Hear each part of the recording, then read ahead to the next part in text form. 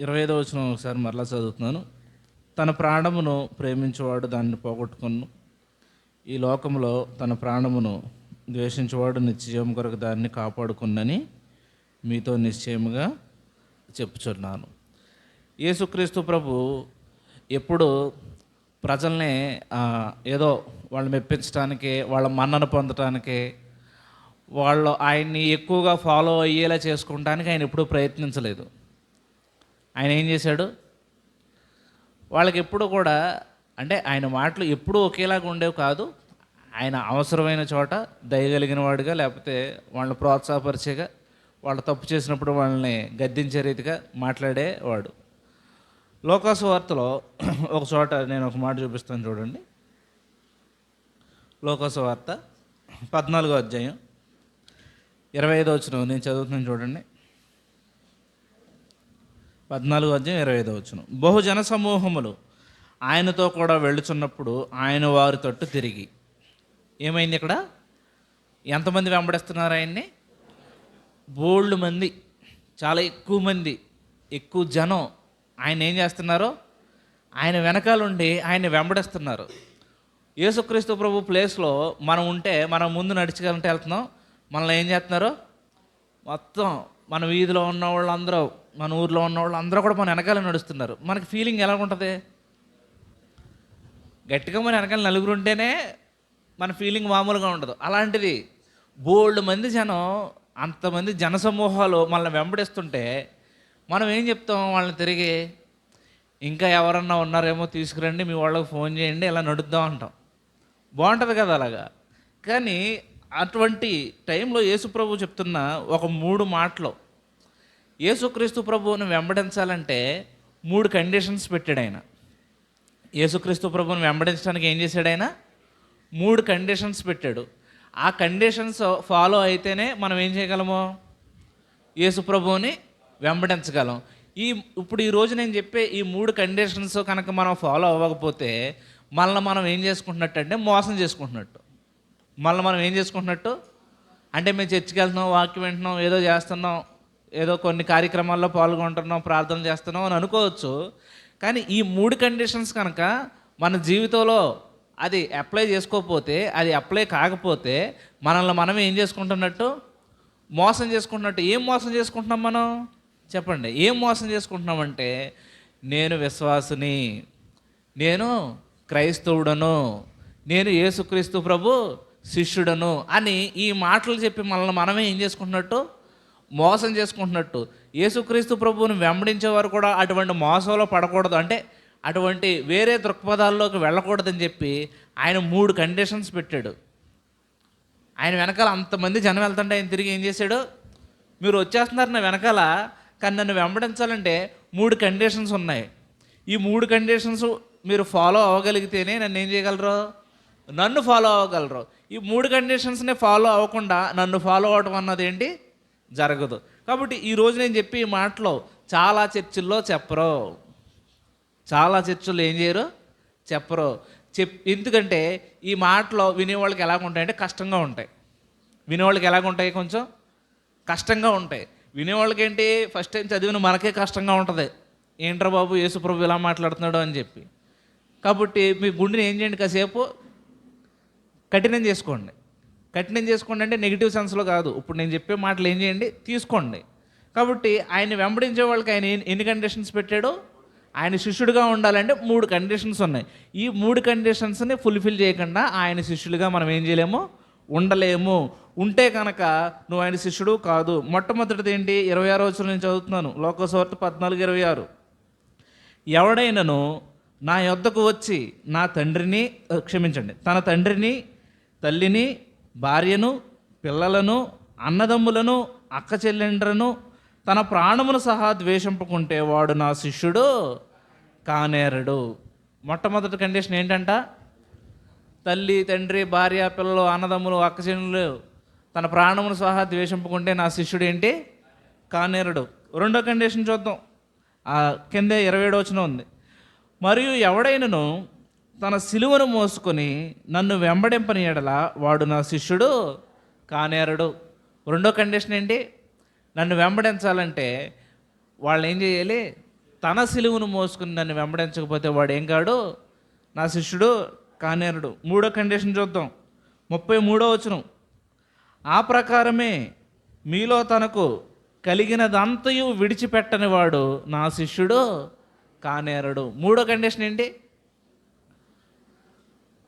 ఎవరైనా యేసు ప్రభువుని వెంబడించాలంటే వాళ్ళకు ఉన్నదంతా కూడా ఏం చేయాలంట? విడిచిపెట్టాలి. విడిచిపెట్టకపోతే నా శిష్యుడు కానేరడు. ఇప్పుడు చెప్పండి, ఈ 3 కండిషన్స్ బాగున్నాయా బాగలేదా? బాగున్నాయా? 3 కండిషన్స్ని మనం ఎలాగ ఆలోచించవచ్చు అంటే, ఫస్ట్ కండిషన్ ఎలాగుంటుందంటే, అది మనకి ఎమోషనల్ కనెక్షన్. అది ఏం కనెక్షను? ఎమోషనల్గా కనెక్ట్ అవుతాం. ఎలాగా? మన అమ్మ అయినా, మన నాన్న అయినా, మన భార్య అయినా, మన పిల్లలు, మన అక్కలో, మన చెల్లెళ్ళు, మన తమ్ముళ్ళు, అన్నయ్యలో, మన ఫ్యామిలీ మెంబర్స్, మన ఫ్రెండ్స్, మన ఇంట్లో వాళ్ళతోటి, వీళ్ళందరితోటి మనం ఎలా కనెక్ట్ అయి ఉంటాం? ఎమోషనల్గా కనెక్ట్ అయి ఉంటాం. అవునా కదా? ఇప్పుడు మన ఇంట్లో వాళ్ళు ఎవరో మనతో మాట్లాడలేదు అనుకోండి, మనకి ఎలాగుంటుంది? సర్లే మాట్లాడకపోతే పోయాడు అనుకుంటామా? ఇప్పుడు భార్యాభర్తలు ఉన్నారు, ఒకళ్ళతో ఒకళ్ళు మాట్లాడుకుంటలేదు, పోతే పోయింది, లేకపోతే పోతే పోయాడని అనుకుంటామా? అనుకోం. మాట్లాడుకోలేని సేపు ఎలాగుంటారు?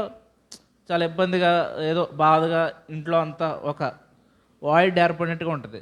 అలాగే మనం మన భార్యతో కానీ, పిల్లలతో కానీ, అన్నదమ్ములతో కానీ, అక్క చెల్లెలతో కానీ, అమ్మతో కానీ, నాన్నతో కానీ, వీళ్ళందరితోటి ఎలా కనెక్ట్ అయి ఉంటామంటే, అంటే ఇందులోనే రెండో విషయం ఏంటంటే, మన ప్రాణంతో కూడా ఎలా కనెక్ట్ అయి ఉంటాం? ఎమోషనల్గా కనెక్ట్ అయి ఉంటాం. ఇప్పుడు యేసు ప్రభు చెప్పేది ఏమంటున్నాడంటే, ఈ ఎమోషన్స్ని ఏం చేయండి? చంపేయండి అంటున్నాడు. ఏమంటున్నాడు? ద్వేషించండి. ఈ ఎమోషనల్ కనెక్షన్ అన్నది ఏం చేయాలి? ద్వేషించాలండి అని చెప్తున్నాడు. ఇప్పుడు ఈ మాట మీకు ఎలాగుంది చెప్పండి? ఏంటి, మా అమ్మనే, మా నాన్నే ద్వేషించాలా?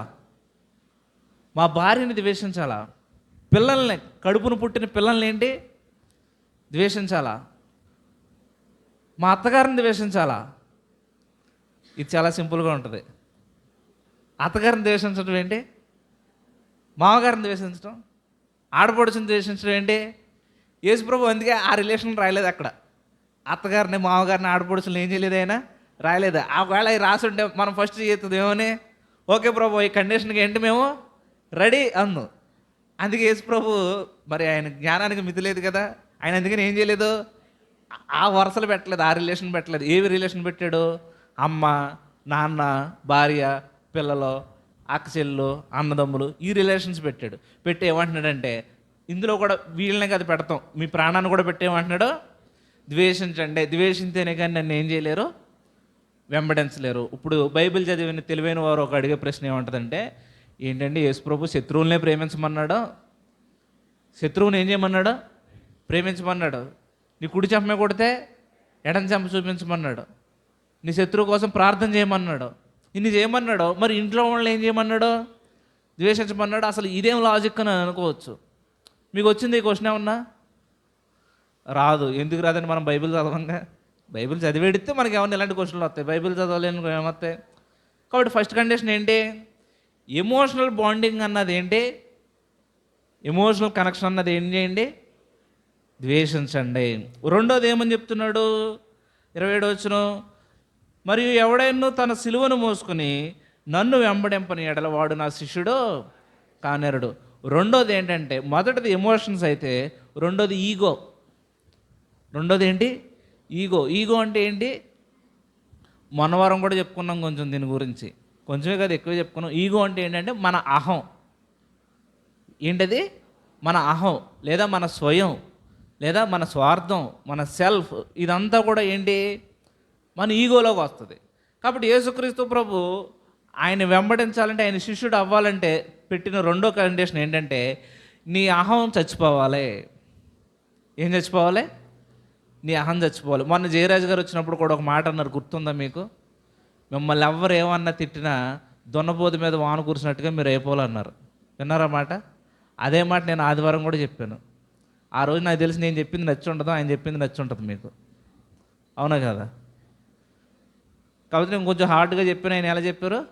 స్మూత్గా చెప్పారు. హార్డ్గా చెప్పినా, స్మూత్గా చెప్పినా విషయం అయితే అదే. ఏంటి?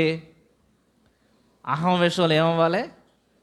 చచ్చిపోవాలి. మనం చెప్పుకున్నాం కదా, నీ ముఖం మీద మూసినా తుడుచుకుని వెళ్ళిపోవాలి. అంటే రెండోది ఆయన ఏమంటున్నాడంటే, నన్ను వెంబడించాలంటే నీ ఈగో విషయంలో నువ్వేమవ్వాలి, సిలువెత్తుకోవాలి. నన్ను వెంబడించాలి. సిలువెత్తుకుని ఏం చేయాలి? నన్ను వెంబడించాలి. నన్ను వెంబడించినట్లయితే కనుక అప్పుడు నువ్వేమవగలవు? శిష్యుడు అవ్వగలవు. రెండో కండిషన్ అది. మూడో కండిషన్ ఏంటంటే 33 ఉంది కదా, ఆ ప్రకారమే మీలో తనకు కలిగినదంతయు విడిచిపెట్టిన వాడు నా శిష్యుడు కానేరుడు. అంటే ఎర్త్లీ పొజిషన్స్, అంటే భూ సంబంధమైన ఆస్తిపాస్తులు, లేకపోతే నీకున్న ఇల్లు, బిల్డింగో, కారో, అంతా ఏదైనా సరే భూ సంబంధంగా నీకు ఉన్నవన్నిటిని ఏం చేయాలి? ప్రభు కోసం ఏం చేయాలి? విడిచిపెట్టిన వాడు నా శిష్యుడు కానేరడు. కాబట్టి ఈ మూడు ఏంటి? కండిషన్స్. ఈ మూడు కండిషన్స్ బాగున్నాయా బాగోలేదా?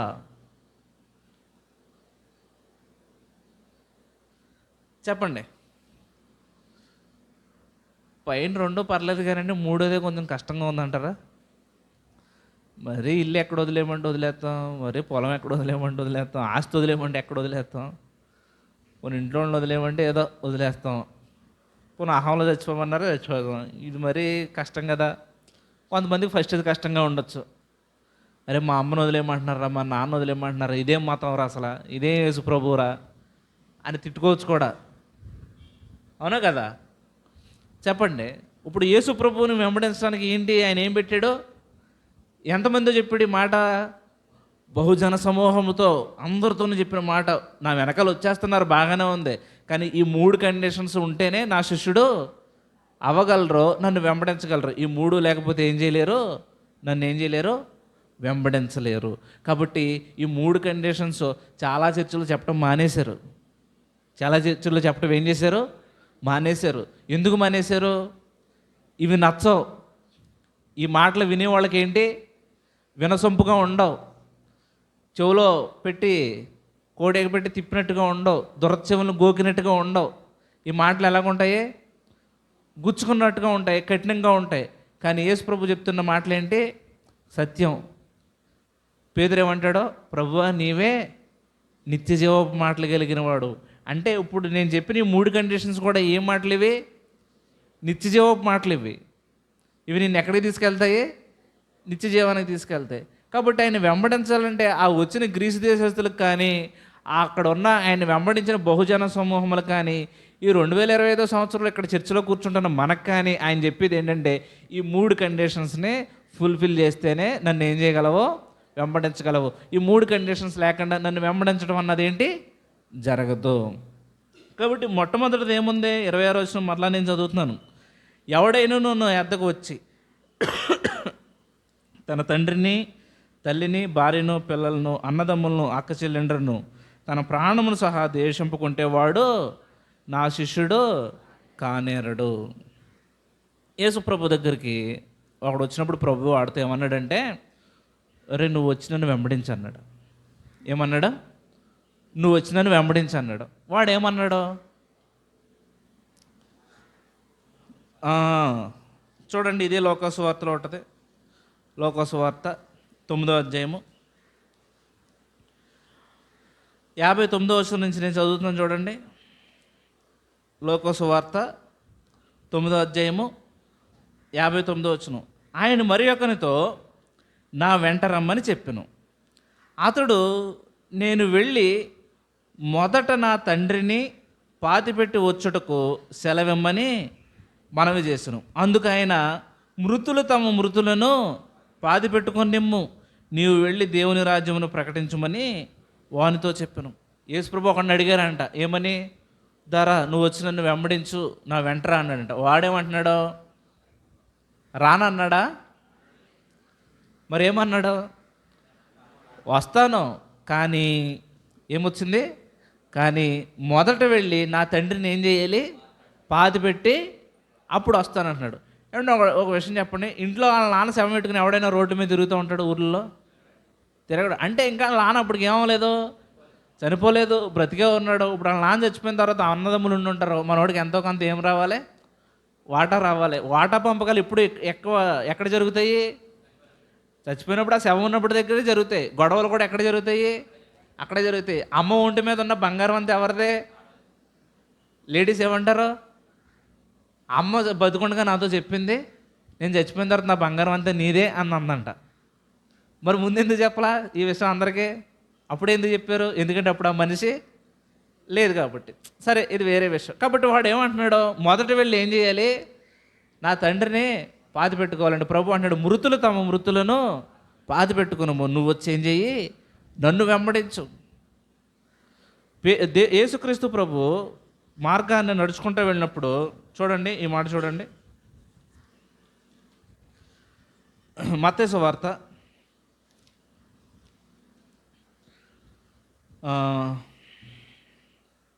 4వ అధ్యాయం 21 నుంచి నేను చదువుతున్నాను చూడండి.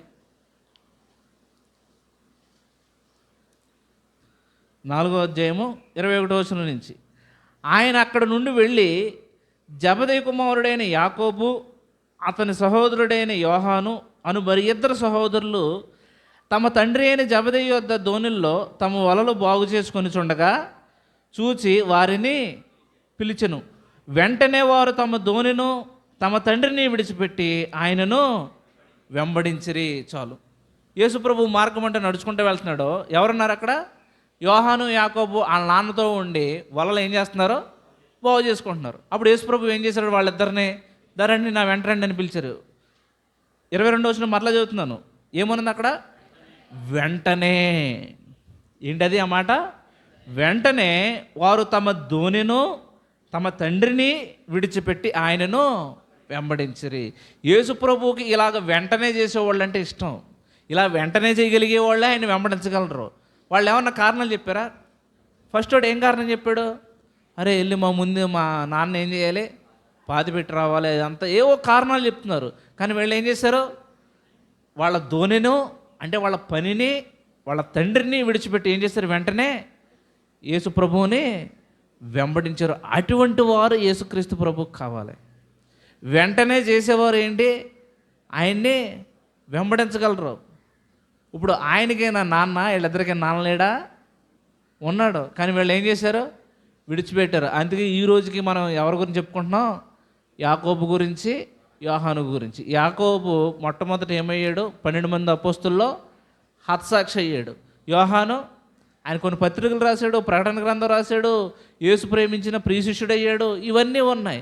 ఎందుకు ఇవన్నీ ఉన్నాయంటే యేసుక్రీస్తు ప్రభువుని ఏం చేశారు? వాళ్ళు వెంటనే వెంబడించారు. దేవుడు కూడా నిన్ను అలా పిలిచినప్పుడు నువ్వు వెంటనే రాగలవా? దేవుడు నిన్ను ఏదైనా చెయ్యొద్దు, లేకపోతే ఇది మానే అన్నప్పుడు వెంటనే చేయగలవా?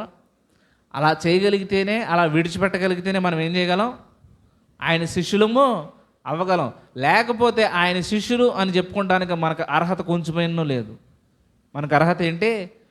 కొంచెమైనా లేదు. కొంతమందిని ఇంకా బాప్తీసం తీసుకుంటలేదేంటమ్మా, ఇంకా రక్షణ పొందడానికి నీకు ఏంటి అంటే ఏమంటారు వాళ్ళు? మా నాన్న ఒప్పుకుంటలేదండి, మా అమ్మ ఒప్పుకుంటలేదండి, మా ఆయన ఒప్పుకుంటలేదండి, మా పిల్లోడు ఒప్పుకుంటలేదండి, మా అమ్మాయి ఒప్పుకుంటలేదండి, మా చిన్నాన్న ఒప్పుకుంటలేదు, మా తాత ఒప్పుకుంటలేదు అని ఇవన్నీ చెప్తారు. దేనికోసం? నీ రక్షణ కోసం. వాళ్ళేంటి అడ్డు? నువ్వు చస్తే నిన్ను నరకాన్ని నుంచి వాళ్ళు ఎవరైనా తప్పించగలరండి? తప్పించలేరు. మరి రక్షించలేని వారి కోసం ఎంత భయపడుతున్నావే, రక్షించగలిగే ప్రభు కోసం ఎందుకు భయపడట్లేదు?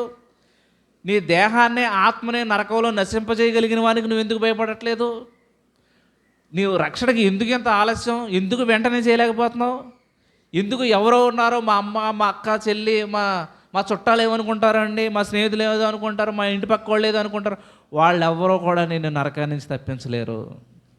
ప్రభువు మాత్రం ఏం చేయగలడు? నిన్ను నరకాన్ని నుంచి తప్పించగలడు. ఇప్పుడు నువ్వు అనుకోవచ్చు, నేను రక్షణ పొందితే నా వాళ్ళు వదిలేయచ్చు, నా బంధువులు దూరం అయిపోవచ్చు. అయిపోనే ఏమవుద్ది?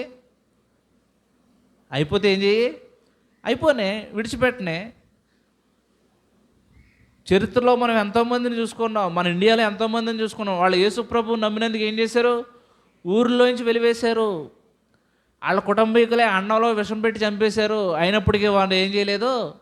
యేసు ప్రభువుని వదలలేదు. కాబట్టి వాళ్ళ ఫస్ట్ కండిషన్ ఏం చేశారు? ఫుల్ఫిల్ చేశారు. ఏం చేశారండి? ఫుల్ఫిల్ చేశారు. ద్వితీయోపదేశకాండంలో మోషే లేవీల్ని ఇలాగ ఆశీర్వదిస్తాడు. ఆశీర్వదించినప్పుడు ఆయన ఒక మాట చెప్తాడు. చూడండి, ద్వితీయోపదేశ కాండము 33వ అధ్యాయము 8వ వచనం నేను చదువుతున్నాను చూడండి. ద్వితీయోపదేశ కాండము 33వ అధ్యాయము 8వ వచనం నుంచి ఏమనుంది అక్కడ? లేవీని గూర్చి ఇట్లే నేను, అంటే ఎవరి గురించి? లేవీ గోత్రం గురించి ఆయన ఇలా అన్నాడంట. ఏమని అన్నాడు? నీ తుమ్మీము, నీ ఊరీము, నీ భక్తుని కలవు, మసాలో నీవు అతని పరిశోధించితివి, మెరీబా నీళ్ళ యొద్ద అతనితో వాదపడితివి. 9వ వచనం నుంచి చదువుతున్నాను చూడండి ఈ మాట. అతడు అంటే ఆ లేవి గోత్రం వాళ్ళు ఏమన్నారంట? నేను వాని నెరుగునని తన తండ్రిని గూర్చియు తన తల్లిని గూర్చియు అనెను. లేవి గోత్రం వాళ్ళు ఏమన్నారంట? మేము వాళ్ళని ఎరగం అని ఎవరు కూర్చున్నారంట? తండ్రిని గూర్చి తల్లిని గూర్చి అన్నారంట. అంటే వాళ్ళ సొంత తల్లిదండ్రులు ఏమన్నారో వీళ్ళు ఎవరో మాకు తెలియదు అన్నారంట. ఇంకేమన్నారంట? తన సహోదరులను లక్ష్య పెట్టలేదు. వాళ్ళు కూడా మిగిలిన గోత్రాలు కానీ తన గోత్రంలో ఒకవేళ ఆ గోత్రంలో ఉన్న సహోదరులను వాళ్ళు ఏం చేయలేదు? లక్ష్య పెట్టలేదు. తన కుమారులని ఎంచలేదు. కడుపును పుట్టిన కుమారులను కూడా ఏంటి? కుమారులని ఎంచలేదంట. వారు నీ వాక్యమును బట్టి నీ నిబంధనను గైకొనిరి. వాళ్ళు ఏం చేశారు? తల్లిదండ్రులనే నిరాకరించారు, కడుపును పుట్టిన పిల్లల్ని నిరాకరించారు, సహోదరులు ఏం చేయలేదు? లక్ష్య పెట్టలేదు. మరి వాళ్ళు ఏం చేశారంట? ఏం చేశారండి? నీ నిబంధనను నీ వాక్యాన్ని గైకొన్నారు. అందుకే దేవుడు మిగిలిన వాళ్ళందరిని 12 గోత్రాల్లో లేవీల్ని ఏం చేశాడు? ఆయన పక్షాన్ని చేసుకున్నాడు. మోషే కొండ మీదకి వెళ్ళి ఉపవాసం ఉన్నాడు, దేవుడు మాట్లాడుతున్నాడు. కింద వెళ్ళి ఏం చేశారు? ఓ బంగారపు దూడం చేసుకుని గంతులేస్తా ఉన్నారు. మోషే కిందకి దిగి వచ్చాడు, చాలా కోపం వచ్చింది. అప్పుడు మోషే ఒక మాట అన్నాడు చూడండి ఒకసారి. నిర్గమాకాండం 32వ అధ్యాయం,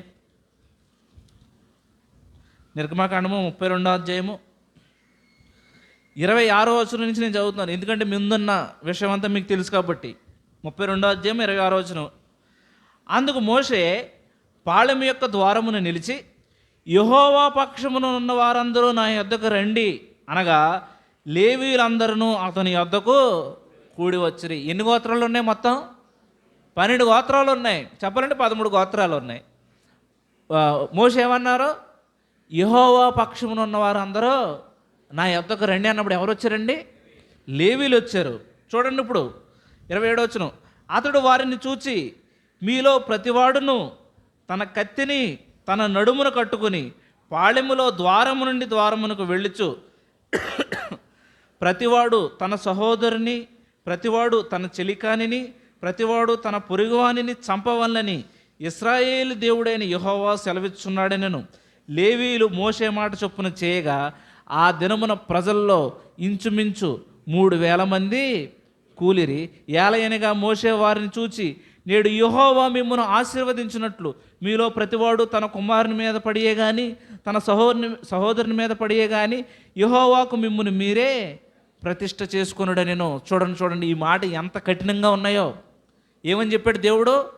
నడుమును కత్తి కట్టుకోండి, పాళెములో ఈ చివరి నుంచి ఆ చివరికి అటు నుంచి ఇటు వెళ్ళి ఎవరు దొరికితే మీ సహోదరుడని లేదు, మీ కుమారుడని లేదు, తల్లిని లేదు, తండ్రిని లేదు, వాళ్ళందరిని ఏం చేయండి? చంపండి అని చెప్పాడు. ఏం చెప్పాడు? చంపండి అన్నప్పుడు లేవీలు ఏం చేశారంట?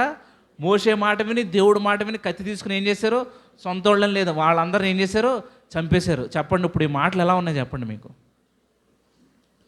ఈ మాట ఎలా ఉంది చెప్పండి. అరే దేవుడు ఇలా చేయమన్నాడా? అవును చేయమన్నాడు. ఎందుకు చేయమన్నాడు? దేవునికి విరోధంగా వాళ్ళు ఏం చేశారు? పాపం చేశారు. దేవుడికి విరోధంగా ఏం చేశారు? పాపం చేశారు. ఇప్పుడు మీది ఎమోషనల్గా ఆలోచిస్తే ఇది మనకు బాధ కలిగింతుంది, కానీ ఇది చట్టంలో చూస్తే కనుక ఇది ఏమాత్రం బాధ కలిగించకూడదు. ఇప్పుడు జడ్జి గారు కొడుకున్నారో ఎవరో ఒక అమ్మాయిని రేప్ చేసి చంపేశాడు, అయ్యో అయ్యబాబోయ్ జడ్జి గారు కొడుకు కదా అని చెప్పి వదిలేస్తుందా చట్టం? వదులుతుందా? ఆ సీట్లో ఆ తండ్రి అయిన ఆ జడ్జి ఉన్నా కానీ, అక్కడ బోల్లో ఉన్నది కొడుకున్నా కానీ ఆ శిక్ష దేని ప్రకారం వేయాలి? చట్టం ప్రకారం వేయాలి. ఇక్కడ వాళ్ళు చేసింది ఏంటంటే చట్టం. ఇక్కడ వాళ్ళు చేసింది ఏంటి? చట్టాన్ని చేశారు. ఇప్పుడు మనకి 144 సెక్షన్ ఉంటుంది. 144ఏనా? అంటే రోడ్ల మీదకి బయటకు వస్తే కనబడిన వాళ్ళని ఏం చేస్తాం? కర్ఫ్యూ విధిస్తారు కదా. 144ఏనా అంటారు దాన్ని. ఇంకోటి ఏంటి? కర్ఫ్యూ విధించినప్పుడు రోడ్డు మీదకి వస్తే కాల్ చేస్తామంటారు. కర్ఫ్యూ అంటారు కదా. కొన్నిసార్లు మీకు కాశ్మీర్లోను మీరు చూసే వార్తల్లో చూసే వాళ్ళకి తెలుస్తుంది. కాశ్మీర్లోను కొన్ని ప్రాంతాల్లో పెడతా ఉంటారు పోలీసులు. ఆ టైంలో రోడ్డు మీదకి వెళ్ళాం అనుకోండి, మనం ఏం చేస్తారు, వాళ్ళు కాల్ చంపేస్తారు. ఇప్పుడు మనం ఏదో పని మీద ఏదో బయటికి వెళ్ళి కాల్ చేశారనుకోండి, అరే మమ్మల్ని ఎందుకు కాల్ చేయరు అంటే కుదరదు. ఎందుకని? అది చట్టం. అదేంటిది? చట్టము. ఇది ఇక్కడ మనం చదువుకున్నది ఏంటంటే దేవుని చట్టం. ఇది ఎవరి చట్టం? దేవుని చట్టం. అంటే దేవునికి విరోధంగా చేసిన విగ్రహారాధన చేసి దేవుడికి వ్యతిరేకంగా పాపం చేసిన వారిని దేవుడు ఏం చేయమన్నాడు? చంపేయమన్నాడు. కాబట్టి లేవీయుల్ని ఏం చేశాడు దేవుడు? ఆయన మాట విని లోబడినందుకు వాడిని ఏం చేశాడు? ఏర్పరచుకున్నాడు.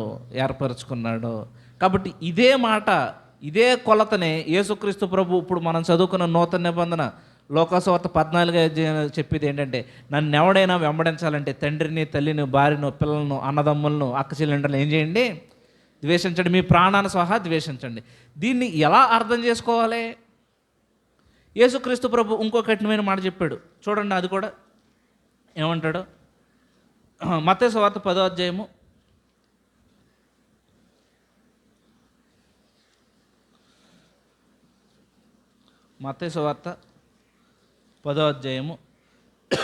34 నుంచి నేను చదువుతున్నాను చూడండి. మత్తయి సువార్త 10వ అధ్యాయము 34 నుంచి, నేను భూమి మీదకి సమాధానమును పంపవచ్చితినని తలంచుకుడి, ఖడ్గమునే గాని సమాధానమును పంపుటకు నేను రాలేదు. ఒక మనుషునికిని వాని తండ్రికిని, కుమార్తెకును ఆమె తల్లికిని, కోడలికిని ఆమె అత్తకును విరోధము పెట్టవచ్చి తిని, ఒక మనుషుని ఇంటి వారే అతనికి శత్రువులగుదురు. తండ్రినైనను తల్లినైనను నాకంటే ఎక్కువగా ప్రేమించేవాడు నాకు పాత్రుడు కాడు. కుమారునైనను కుమార్తెనైనను నాకంటే ఎక్కువగా ప్రేమించేవాడు నాకు పాత్రుడు కాడు. ఏం చెప్తున్నాడండి యేసు ప్రభు? నేను భూమి మీదకే ఖడ్గాన్ని తీసుకొచ్చాను కానీ సమాధానాన్ని తీసుకురాలేదు. మరి మనం అందరం ఆయన్ని ప్రిన్స్ ఆఫ్ పీస్ అని ఎందుకు పిలుస్తున్నాం? శాంతికి రాజని ఎందుకు పిలుస్తున్నాం? ఇక్కడున్న కాంటెక్స్ట్ వేరు. ఎప్పుడు కూడా బైబిల్ని ఎలా చదవాలి? కాంటెక్స్ట్లో చదవాలి. అంటే అక్కడున్న సందర్భాన్ని బట్టి చదవాలి. ఆ సందర్భాన్ని బట్టి మనం చదవకపోతే మనం కన్ఫ్యూజ్ అయ్యే ప్రమాదం ఉంది. ఇప్పుడు దీన్ని మనం ఎలా ఆలోచించాలంటే, అసలు దీనికి అర్థం ఏంటంటే, ఇప్పుడు సపోజ్ నేను ఉన్నాను, మా ఇంట్లో వాళ్ళందరూ హిందువులు, నేను ఇంతకుముందు హిందువునే అనుకోండి. ఇది చెప్తున్నాను ఒక్క మామూలుగా మీకు అర్థం ఉంటుంది. ఇప్పుడు నేను యేసు ప్రభువుని నమ్ముకున్నాను. ఇప్పుడు మా ఇంట్లో వాళ్ళందరూ నాకు ఏమైపోతారండి? ఇప్పుడు నాకు తండ్రి ఉన్నారు, నాకు తల్లి ఉన్నారు, భార్య ఉంది. ఇప్పుడు నాకు వాళ్ళందరూ ఏమైపోతారు? శత్రువులు అయిపోతారు. ఎందుకని శత్రువులు అయ్యారు? నేను వాళ్ళకి ఏమైనా అపకారం చేశానా? లేదు. నేను ఏమన్నా నష్టం కలిగించాలి ఏమన్నా చేశానా? కుటుంబానికి ఏమైనా చెడ్డ పేరు తీసుకొచ్చేసానా? లేదు. మరి ఎందుకు శత్రువులు అయ్యారు? యేసు ప్రభువుని నమ్మినందుకు శత్రువులు అయ్యారు. కాబట్టి అలాగా ఎవరైనా సరే వాళ్ళ కుటుంబంలో నమ్మినప్పుడు నీకు చుట్టాలు కానీ, బంధువులు కానీ, స్నేహితులు కానీ, అన్నదమ్ములు కానీ, అక్కచెల్లెలు కానీ, తల్లిదండ్రులు కానీ, వీళ్ళందరూ నీకేమవ్వచ్చు? శత్రువులు అయిపోతారు. అది ప్రభు చెప్పేది. ఎందుకంటే ఎప్పుడైతే నువ్వు చీకటిగా ఉన్న నువ్వు వెలుగుగా మారావో, చీకటి ఎప్పుడూ వెలుగును ద్వేషిస్తుంది. చీకటి ఎప్పుడూ వెలుగుని ఏం చేస్తుంది? ద్వేషిస్తుంది. కాబట్టి మనం యేసుప్రభుని నమ్మాం కాబట్టి లోకం మనల్ని ఏం చేస్తుంది? ద్వేషిస్తుంది. యేసుప్రభు ముందే చెప్పాడు, నన్ను నమ్మినందుకు, నన్ను వెంబడించినందుకు మీకు లోకంలో ఏం కలుగుద్ది? శ్రమ కలుగుద్ది, మీకు హింస కలుగుద్ది, మిమ్మల్ని కొడతారు, చంపుతారు, మిమ్మల్ని ఏం చేస్తారో వెలివేస్తారు. ఇవన్నీ మనకు పూర్వం ఉన్న భక్తులకు జరిగినాయా లేదా? జరిగినాయి. అంటే మనకు కూడా ఏమవుతుంది? జరుగుద్ది. కాబట్టి యేసు ప్రభు చెప్తున్న ఈ మాటలో ఉన్న కాంటెక్స్ట్ అది, సందర్భం అది. అంటే నన్ను నమ్మితే నువ్వు ఇంట్లో వాళ్ళకి ఏమవుతావు? విరోధం అయిపోతావు. మరి ఇప్పుడు ఇంట్లో వాళ్ళని ద్వేషించమని ఎందుకు చెప్తున్నాడు అంటే, ఆయన్ని వెంబడించడానికి ఎవరు అడ్డొచ్చినా వాళ్ళని ఏం చెయ్యి? ద్వేషించు. పీటర్ అన్నయ్య ఉన్నాడు కదా, పీటర్ అన్నయ్య వాళ్ళ అన్నయ్య నమ్ముకున్నప్పుడు ఏదో కొన్ని పనులు అంటే వాస్తు ప్రకారం కొన్ని చేయకుండా ఇలాగ, ఇప్పుడు ఎప్పుడైతే మనం వెలుగవుతామో మనం లోకంలో ఉన్న పాపానికి వ్యతిరేకమైపోతాం. ఇలా కొన్ని పనులు ఏదో ఒక విషయం అడిగినప్పుడు అన్నయ్య చేయనన్నందుకు వాళ్ళ నాన్న ఆయన కాళ్ళ దగ్గర కూర్చుని వచ్చి అడిగాడు ఒక విషయం గురించి. అడిగినప్పుడు ఇప్పుడు ఎలా ఉంటుంది చెప్పు? అంటే లిటరల్గా వాళ్ళ నాన్నగారు పీటర్ అన్నయ్య కాళ్ళు పట్టుకున్నట్టుగా చేశాడు, ఒరే కొంచెం ఇది చేయరా అని చెప్పి. ఇప్పుడు ఎలా ఉంటుంది చెప్పండి? అరే చిన్నప్పటి నుంచి నన్ను కనిపించిన తండ్రి నా కాళ్ళ దగ్గర కూర్చుని ఇలాగ అడుగుతున్నాడు, ఇది విగ్రహారాధ సంబంధమైంది ఒకటి చేయమని. ఇప్పుడు నేను ఏం చేయాలి చెప్పండి? వాళ్ళ నాన్నగారు కూర్చుని ఏడుతున్నాడు. ఇప్పుడు ఏం చేయాలి? ఇప్పుడు యేసు ప్రభువు మాట వింటావా, మీ నాన్న మాట వింటావా? ఇప్పుడు మీ నాన్న మాట విన్నందుకు లోకం అంతా నిన్ను చూసి ఏమంటది? యేసు ప్రభువుని నమ్ముకుంటే ఇలా అయిపోతారా, ఇంత కఠినంగా అయిపోతారా, వాళ్ళ నాన్న కాళ్ళ దగ్గర కూర్చుని అడుగుతున్నా కానీ ఏంటి ఇటు మనసు కరగలేదా అని లోకం అంతా అంటుంది. కానీ మనం మాత్రం యేసు ప్రభు వైపే నిలబడాలి. ఎందుకంటే ఇప్పుడు నిలబడితే కనుక ఇప్పుడు వాళ్ళ నాన్నగారు బాధపడచ్చు, కొద్దిసేపు వాళ్ళ నాన్నను బాధ పెట్టచ్చు, కానీ ఏదో రోజు వాళ్ళ నాన్నగారు ఏం చేస్తారో ఖచ్చితంగా తిరిగి ఆయన దగ్గరికి వస్తారు. యేసు ప్రభు ఇదే మాట చెప్తాడు. ఏమంటాడంటే చూడండి నా మాట ఒకసారి, ఈ మాట నేను చూపిస్తాను. మార్కు సువార్త 10వ అధ్యాయము 28 నుంచి నేను చదువుతున్నాను చూడండి. మార్కు సువార్త 10వ అధ్యాయము 28 నుంచి. పేతురు, ఇదిగో మేము సమస్తమును విడిచిపెట్టి నిన్ను వెంబడించుమని ఆయనతో చెప్పసాగను.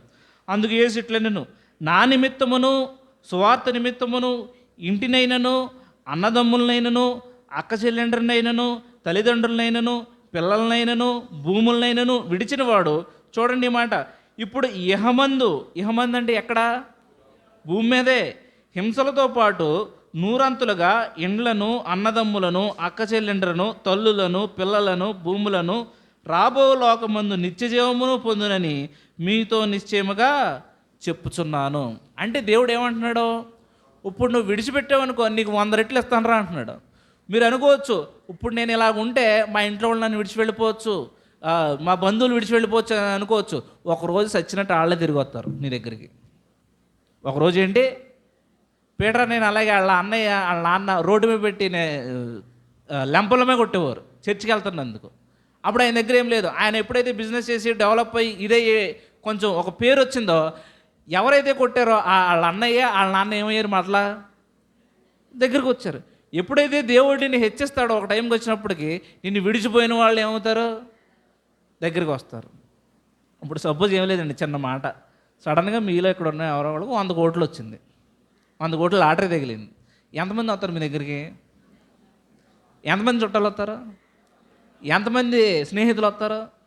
ఎంతమంది మీ వీధిలో వాళ్ళు వస్తారు? ఇంతకుముందు నీ మొహం ఎవడో కనీసం కుక్క కూడా నీ మొహం చూడలేదు అనుకుందాం, ఇప్పుడు ఎంతమంది వస్తారు నీ దగ్గరికి? డబ్బు ఏం చేసింది? ఇప్పుడు మనుషుల దగ్గరికి ఆకర్షించింది. కానీ ఇక్కడ డబ్బు కాదు, ఇక్కడ ఆకర్షించింది ఎవరో? యేసు ప్రభువే.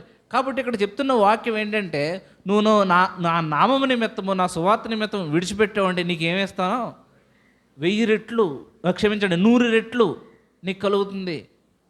ఇప్పుడు ఎక్కడికి వెళ్ళినా, ప్రపంచంలో ఎక్కడికి వెళ్ళినా మనకు అందరూ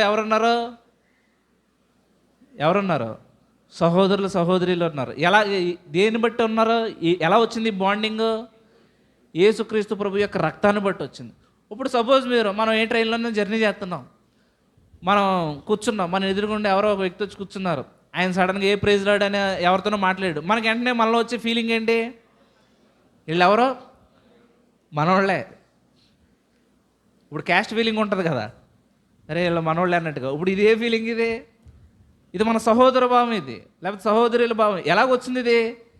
యేసుక్రీస్తు ప్రభు యొక్క రక్తంలో ఏమయ్యామో కడగబడ్డాం. కాబట్టి మనకి ఈ భూమి మీద అందరూ అన్నదమ్ములు ఉన్నారు. నిన్ను ఒకళ్ళిద్దరు అన్నదమ్ములు విడిచెళ్ళిపోవచ్చు, కానీ భూమి మీద ఎంతమంది ఉన్నారు? నీకు కోట్ల మంది ఉన్నారు. నువ్వు క్రైస్తవుడు అని చెప్తే నేను ఇంట్లోకి ఆహ్వానించి భోజనం పెట్టేవాళ్ళు బోల్డ్ మంది ఉన్నారు. ఇప్పుడు ఇక్కడ ఒక ఇల్లు పోగొట్టుకున్నావు అనుకో, దేవుడు నీకు ఎన్ని ఇల్లు ఇస్తాడు? 100 ఇస్తాడు. ఎవరింటికైనా వెళ్ళచ్చు, నువ్వు ఎవరింటికైనా ఏం చేస్తారు? భోజనం పెడతారు. సపోజ్ ఇక్కడ మన చర్చిలో ఎవరో ఒకళ్ళు మిమ్మల్ని గెంటేశారు అనుకోండి ఇంట్లో నుంచి, పర్లేదు, ఇక్కడ మేము అందరం ఉన్నాం, మేము అందరం ఉండి మీకు ఏం చేస్తాం? మీకు కావాల్సింది ఇస్తాం. ఇప్పుడు దేవుడు చెప్పిన మాట నిజమే కదా? ఒకళ్ళని పోగొట్టుకుంటే దేవుడు ఎంతమందిని ఇచ్చాడు? బోల్డ్ మందిని ఇస్తాడు, అవునా కదా? కాబట్టి యేసుక్రీస్తు ప్రభువుని వెంబడించడానికి అడ్డుగా ఉన్న ఏదైనా విడిచిపెట్టడానికే సిద్ధంగా ఉండండి. అదేంటది? First condition. ఏంటండి అది? First condition. యేసుక్రీస్తు ప్రభు వాక్యం చెప్తూ ఉంటాడు. ఒకళ్ళు వస్తూ ఉంటారు, అలా బయట నిలబడి ఆయన పిలవమంటారు. ఎవరో వచ్చింది ఇంతకీ? యేసు ప్రభు తల్లి సహోదరులు. అప్పుడు యేసు ప్రభు ఏమంటారు? ఎవరు నా తల్లి, ఎవరు నా సహోదరులు? దేవుని వాక్యం ప్రకారం ప్రవర్తించి దేవుని చిత్తం చేసేవాళ్ళు ఎవరో? నా తల్లి నా సహోదరులు అంటారు. యేసు ప్రభువే మాట అన్నప్పుడు నువ్వు నేను అంటానికి ఏంటి నొప్పి? యేసు ప్రభువే ఏమన్నాడు? ఆ మాట అన్నాడు, నువ్వు నేను అంటానికి ఏంటి నొప్పి? అవును కదా? అంటే యేసుక్రీస్తు ప్రభువుని విడిచిపెట్టడానికి నీకు ఏ రిలేషన్ అడ్డు కాకూడదు, ఏ ఎమోషన్ అడ్డు కాకూడదు. ఎందుకని చెప్తున్నానంటే, దేవుడు ఇక్కడ ఒక వాగ్దానం ఇచ్చాడు, నువ్వు విడిచిపెట్టిన దానికి నేను ఎన్ని రెట్లు ఇస్తానో 100 రెట్లు ఇస్తాను అంటున్నాడు. కాబట్టి ఈ వాగ్దానాన్ని నువ్వు నమ్ముతావా? వాళ్ళకి ఏం కావాలి బయట వాళ్ళకి ఒకసారి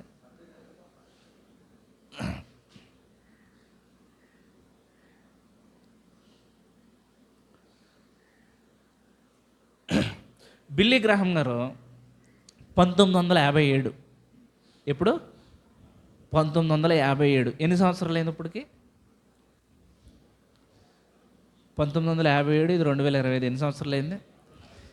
68 సంవత్సరాలు, ఎన్నో కొన్ని సంవత్సరాలు, సరే 3 సంవత్సరాలు అయింది. ఆయన ఒక మీటింగ్కి వెళ్ళాడు, ఒక యూత్ కాన్ఫరెన్స్కి వెళ్ళాడు. ఆయన యూత్ కాన్ఫరెన్స్, అందరూ యూత్ ఉన్నారు. అప్పుడు ఆయన ఆ వాక్యం మధ్యలో ఒక ఉత్తరం తీశాడు ఆయన జేబులోంచి. ఒక ఉత్తరం తీసి ఆ ఉత్తరాన్ని అంతటినీ కూడా అక్కడ ఉన్న వాళ్ళకి చదివి ఇచ్చాడు. ఆ ఉత్తరం ఏంటి తెలుసా? ఒక వ్యక్తి స్టూడెంటే, యూనివర్సిటీలో చదువుకునే వ్యక్తి. ఆ వ్యక్తి ఏం చేశాడంటే, ఆ వ్యక్తికి ఒక అమ్మాయితో ఎంగేజ్మెంట్ అయ్యింది, ఒక పెళ్లి కుదరటంలాగా ఎంగేజ్మెంట్ అయ్యింది. ఆయన సడన్గా మెక్సికోకి వెళ్ళిపోయాడు. ఆ కుర్రాడు మెక్సికోకి వెళ్ళిపోయి అక్కడి నుంచి ఈ ఎంగేజ్మెంట్ అయ్యింది కదా అమ్మాయి, ఆ అమ్మాయికి ఒక ఉత్తరం రాశాడు.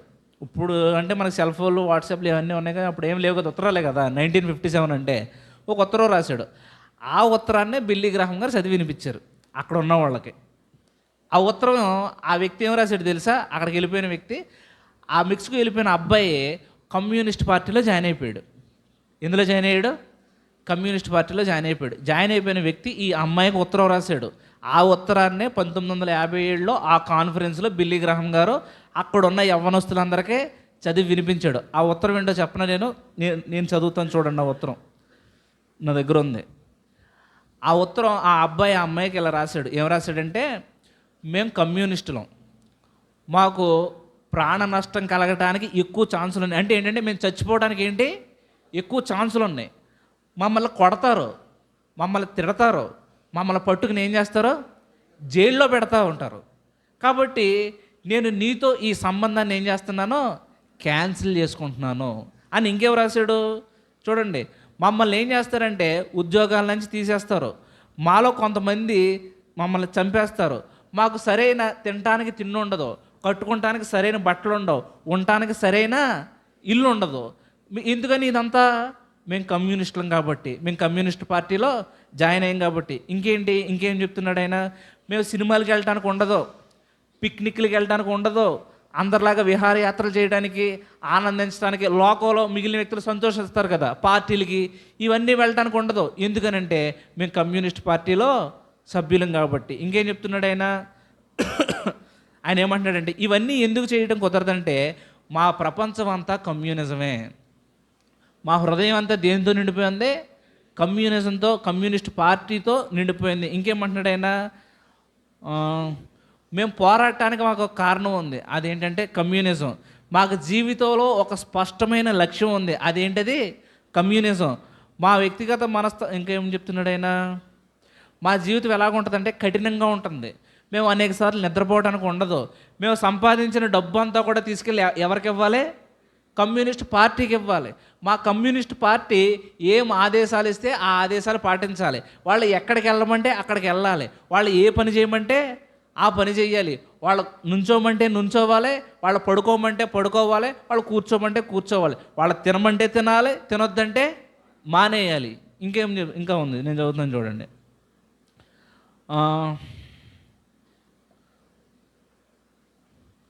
ఆయన ఇంకేం చెప్తున్నాడంటే, కమ్యూనిజం అన్నదే నా జీవితం, నా జీవిత ధ్యేయం, నా వృత్తి, నా ప్రవృత్తి, నా హాబీ, నా ప్రియురాలు కూడా కమ్యూనిజమే. ఇప్పుడు ఆయన ప్రియురాలు ఎవరంట? కమ్యూనిజమే. పగలంతా నేను దానికోసమే పనిచేస్తాను, రాత్రంతా నేను కమ్యూనిజం కోసం ఏం చేస్తాను? కలలు కంటాను. పగలంతా ఏం చేస్తాడంట? దానికోసమే, కమ్యూనిస్ట్ పార్టీ కోసమే పనిచేస్తాను, రాత్రంతా కలలు దేనికోసం కంటాను? కమ్యూనిజం కోసమే నా కళ్ళకు అంటాను. కాలం గడిచే కొద్దీ దాని పట్టు నాపై ఏమాత్రం తగ్గదు. ఇప్పుడు ప్రేమించిన కొత్తలు ఎలా ఉంటుంది? బాగుంటుంది, గాల్లో తేలిపోయినట్టు ఉంటుంది. తర్వాత ఎలాగుంటుంది? దిగజారిపోయినట్టుగా ఉంటుంది. కానీ ఈయన ఏమంటున్నాడు? కమ్యూనిస్టు పార్టీ యొక్క ప్రేమ అనేది, దాని పట్టు అన్నది కాలక్రమేణా నా జీవితంలో ఏంటి ఏమాత్రం తగ్గదో అది ఇంకా మరింత పెరుగుతుంది అన్నాడు ఆయన. ఏం రాశాడు? మరింత పెరుగుతుంది. అందువల్ల నా స్నేహం, నా ప్రేమ, నా ఆప్యాయత, నా బంధం అంతా కూడా దేనితోటి? కమ్యూనిజం తోటి, కమ్యూనిస్టు పార్టీతోటి, కమ్యూనిస్టు ఉద్యమానికి సంబంధించిందే. నేను మనుషులను, పుస్తకాలను, ఆలోచనలను, చర్యలను కమ్యూనిస్టు ఉద్యమంపై చూపే ప్రభావం ఆధారంగానే అంచనా వేస్తాను. అంటే ఇక్కడి నుంచి నేను చదివే పుస్తకాలు కానీ, నేను స్నేహం చేసే వ్యక్తులు కానీ, నా రిలేషన్స్ కానీ, ఇవన్నీ ఎవరితో ఉంటాయి? కమ్యూనిస్టులతోనే ఉంటాయి. అది కమ్యూనిస్టు పార్టీకి సహాయం చేసే వారితోనే ఉంటాయి అని చెప్పి, నా ఆలోచనల కారణంగా నేను ఎప్పటికీ ఏమయ్యాను? జైల్లోకి వెళ్ళాను. అవసరమైతే నన్ను చంపుతారు, నేను చావటానికి సిద్ధంగా ఉన్నాను, కాబట్టి నీతో ఈ పెళ్లి సంబంధం క్యాన్సిల్ చేసుకుంటున్నానని చెప్పి ఉత్తరం రాశాడు. ఇది చదివిన బిల్లీ గ్రహం గారు, ఇప్పుడు చెప్పండి, క్రైస్తవుడికి ఎక్కువ ఈ ఆసక్తి ఉందా ఒక కమ్యూనిస్ట్ పార్టీ వ్యక్తికి? అంటే ఆ కమ్యూనిస్ట్ పార్టీని ప్రేమించి దానికోసం సర్వస్వం త్యాగం చేసిన వాడికి ఎక్కువ ఆసక్తి ఉందా అని ప్రశ్నించాడు. ఇప్పుడు నేను చదివాను కదా, ఇదంతా కూడా మన క్రైస్తవ జీవితానికి అప్లై చేసుకుందాం. ఇప్పుడు చెప్పండి, ఎవడో ఎక్కువ రోషం కలిగి ఉన్నాడు చెప్పండి? ఎవరు మాట్లాడతలేదండి? కాబట్టి ఈ లెటర్ మీకు పంపుతాను, మీరు చదువుకోండి, అర్థమవుతుంది. అంటే ఎంగేజ్మెంట్ అయినా, అంటే ప్రేమించిన అమ్మాయిని ఏం చేశాడు? పార్టీ కోసం వదిలేశాడు. మేము సంపాదించిన ప్రతి రూపాయి దేనికోసం ఖర్చు పెట్టాలి? పార్టీ కోసమే ఖర్చు పెట్టాలి. మాకు నిద్ర ఉండదు, మాకు సినిమాలకు వెళ్తానికి ఉండదు, మేము ఎంజాయ్ చేయడానికి ఉండదు, అంతా దీంట్లో పెట్టాలి. మా సమయాన్ని, మా శక్తిని, మాకున్న టాలెంట్స్ని, మాకున్న ఎనర్జీని దేన్నైనా కానీ దేంట్లో పెట్టాలి? కమ్యూనిస్ట్ పార్టీలోనే పెట్టాలి అని ఆయన రాసినప్పుడు, బిల్లీ గ్రహం గారు ఇది చదివినప్పుడు, ఒక క్రైస్తవుడిగా మన దృక్పథం ఏంటి? మనం ఎలాగున్నాం? ఎంత తీవ్రతతోటి మనం క్రీస్తుని వెంబడిస్తున్నామా? ఇంత తీవ్రత ఆ కమ్యూనిస్ట్ పార్టీ సభ్యునికి, లేకపోతే ఆ అబ్బాయికి ఉన్న ఆ తీవ్రత మనలో ఉందా? నాకు ఇది లెటర్ నేను చదివినప్పుడు, ఇది నేను దగ్గరగా ఒక 2 సంవత్సరాల క్రితం 3 సంవత్సరాల క్రితం ఎప్పుడో చదివినప్పుడు నా మీద నాకు ఎంత సిగ్గేసింది. నిజంగా చెప్తున్నాను. ఇప్పటికీ నాకు ఆ లెటర్ చదివిన ప్రతిసారి నాకు చాలా సిగ్గుగా ఉంది, నాకు చాలా అవమానంగా ఉంది. ఎవడో నా ముఖం మీద చెప్పు తీసి కొట్టినట్టు ఉంది. మరి మీకు ఎలాగుందో నాకు తెలియదు. మామూలుగా చేత్తో కొడతాం కాదు, ఎవడో ఒక వ్యక్తి వచ్చి చెప్పు తీసుకుని నా ముఖం మీద కొడితే ఎలాంటి అవమానం ఫీల్ అవుతుంది, నాకు అలాగ అవమానంగా ఉంది ఆ లెటర్ చదివినందుకు. మీకు ఎలా ఉందో నాకు తెలియదు. మరి యేసుప్రభు అంటున్నాడు, ఎవడైనా నన్ను వెంబడించాలనుకుంటే తన ప్రాణమును సహా ద్వేషింపకుంటే ఏం చేయలేరు? నన్ను వెంబడించలేరు. అర్థమవుతుందా? కానీ ప్రభు ఇక్కడ మనకి ఇచ్చిన ఇంకొక గొప్ప అద్భుతమైన వాగ్దానం ఏంటి? నా కోసం, నా నిమిత్తము, సువార్త నిమిత్తము విడిచిపెడితే మీకు ఏం చేస్తాను? 100 అంతలు ఇస్తాను, 100 రెట్లు ఇస్తానన్న వాగ్దానం ఉంది. కాబట్టి ఎటువంటి రోషం ఉంది మనలో ప్రభువుని వెంబడించడానికి? ఎటువంటి రోషం ఉంది? మనం ఏం వదులుకున్నాం ప్రభు గురించి? రెండో మాట నేను చదువుతాను చూడండి. లోకాసు వార్త